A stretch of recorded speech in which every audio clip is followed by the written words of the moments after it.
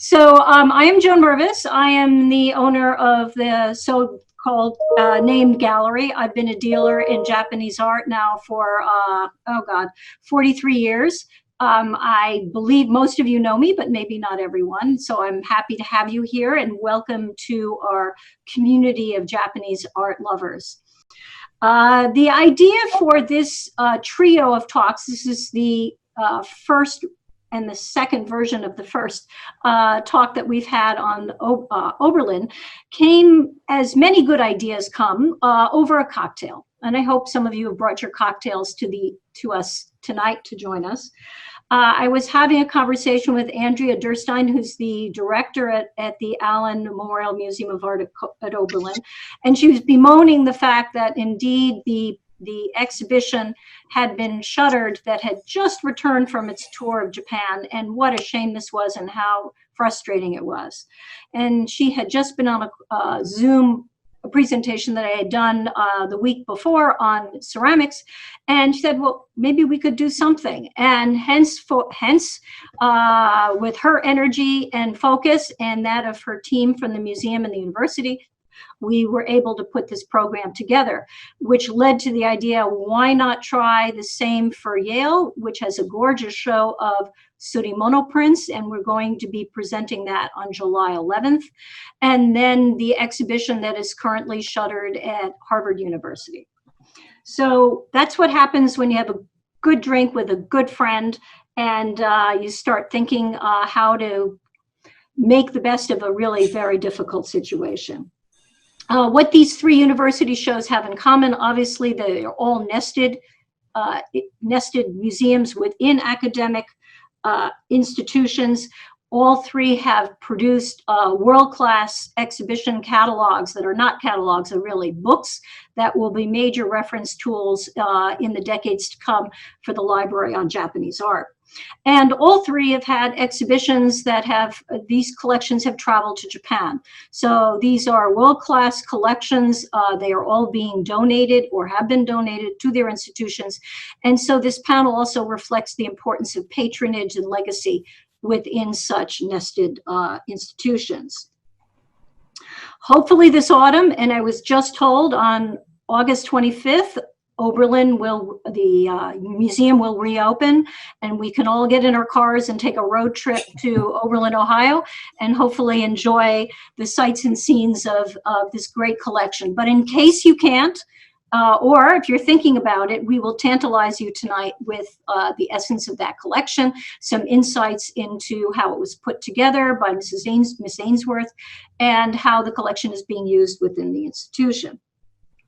Tonight, as you may realize, this is the second version of our Zoom panel. We had a version a week ago today, and Zoom totally had a glitch, as they say, and they only allowed 100 screens of the over 200 that are booked. So I'm very happy that we have about 100 of those people back who've joined us again after that huge inconvenience and frustration.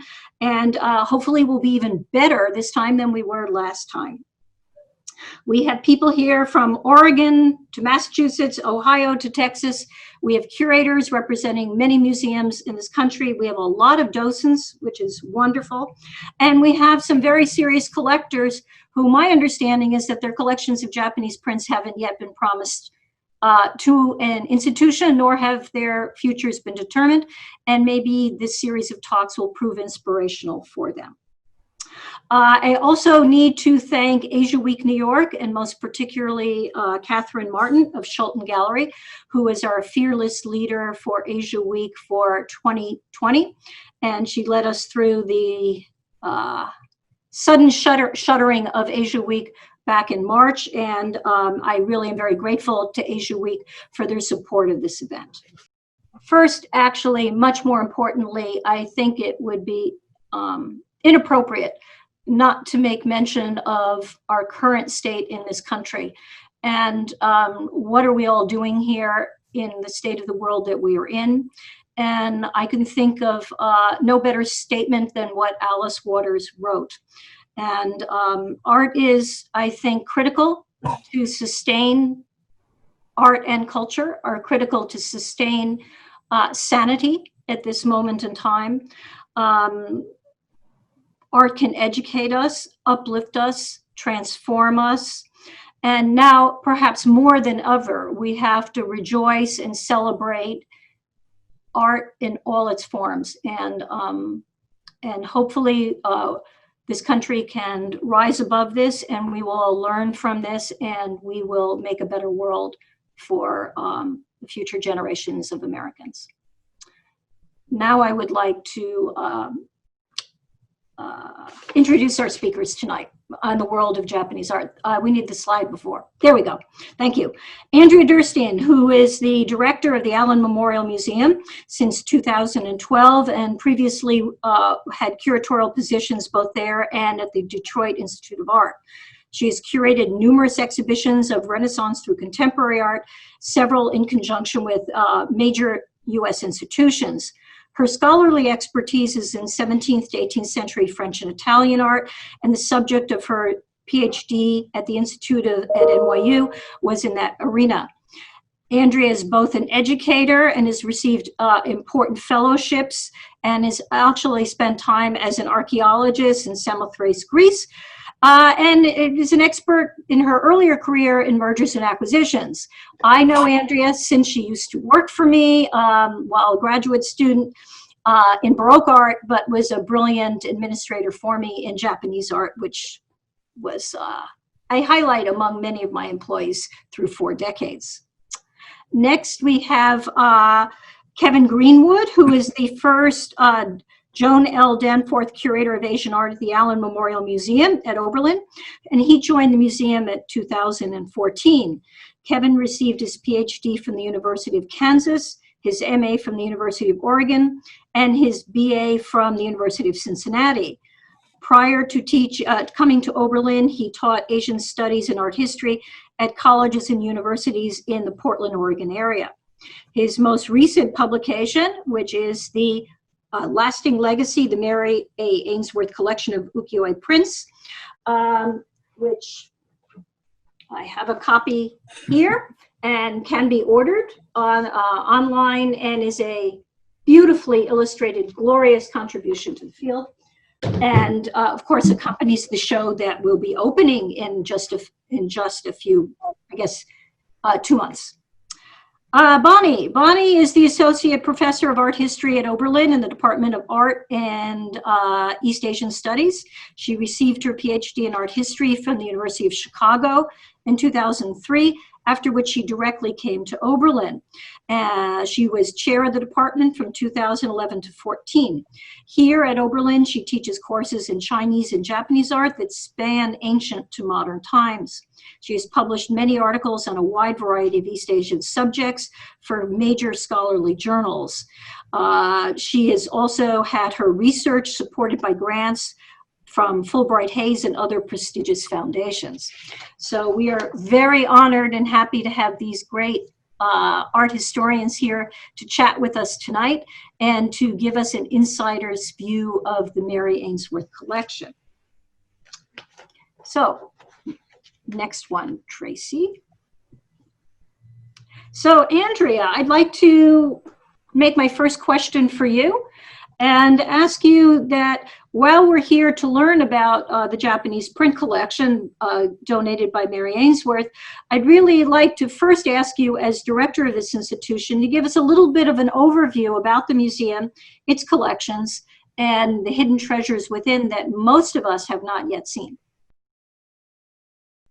Well, Joan, thank you so much for that really, really kind introduction. I know that Kevin and Bonnie and I are so thrilled to be here with you and with this great group of people, and we're really excited to share with you about the Allen and certainly about the Ainsworth collection. The Allen, which you're seeing on the screen right now, is it's a wonderful academic museum, as Joan mentioned, at Oberlin College. We've been around for 103 years. We opened in 1917 as part of the college, but we've been free and open to all ever since our founding. And what you see there is on the left, the main original building from 1917 by Cass Gilbert, who at the time was the architect of the tallest building in the world, which was the Woolworth Building in New York City. And then to the right, the Robert Venturi addition, and that is really one of the finest and earliest postmodern structures in the United States. It was opened in 1977 as an addition to the museum and to the art department to give us all some more space. So that's where we're housed. We were founded by Elizabeth Severance, who is the daughter of the treasurer of Standard Oil, Louis Severance, who was the right-hand man to Rockefeller, and her husband, who was Dudley Peter Allen, a surgeon who was an alumnus of Oberlin College from the class of 1875. And they loved art, they collected art, but of course with her financial situation, they were really able to buy well, and they recognized that the college needed a museum for its what we now have as an encyclopedic collection, really, of more than 15,000 works from all cultures spanning 6,000 years. And of course, we've built up to that over the past 100 years. I do want to let you know that we also oversee a Frank Lloyd Wright Usonian house that you see now. That this is sort of the middle class house, not the Falling Water of the world, which is more of a luxury house. This is the first Usonian, this middle class style of house in Ohio, built in the late 1940s. It's open to the public generally. I mean, not right now because of COVID, but generally we have public programs and tours there, and it has a really extensive use of redwood and some really neat curvilinear details, which is terrific. I want just to give you a super quick look at some of our galleries. And so first what you will see is our Renaissance Gallery. Our primary role really at the college is to serve the students and faculty of the college. And many times you'll see this room when classes are in session, you know, filled with students in classes.